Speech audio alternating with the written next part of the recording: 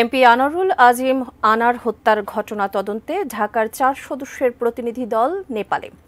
এ দলের প্রধান ডিবির অতিরিক্ত কমিশনার হারুনুর রশিদ জানিয়েছেন, সন্দেহভাজনদের খোঁজ নিতে নেপাল পুলিশের সহায়তা চাইবেন তারা। এমপি আনোয়ারুল আজিম আনার খুনের মূল পরিকল্পনাকারী আখতারুজ্জামান শাহীন নেপাল হয়ে যুক্তরাজ্যে পালিয়েছেন বলে ধারণা ঢাকার গোয়েন্দাদের।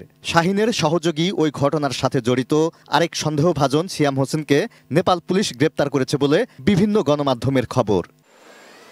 এদিকে সিয়ামের গ্রেপ্তার সহ মামলার তদন্ত করতে ঢাকার গোয়েন্দাদের 4 সদস্যের দল এখন নেপালে। প্রতিনিধি দলের প্রধান ঢাকার ডিবির অতিরিক্ত কমিশনার হারুন অর রশিদ ঢাকা ছাড়ার আগে জানান, নেপালের পুলিশের সহায়তা নিতেই তাদের এ সফর। সিয়াম সহ বেশ কয়েকজন আসামি তারা কেউ চলে গেছে, কেউ আছে।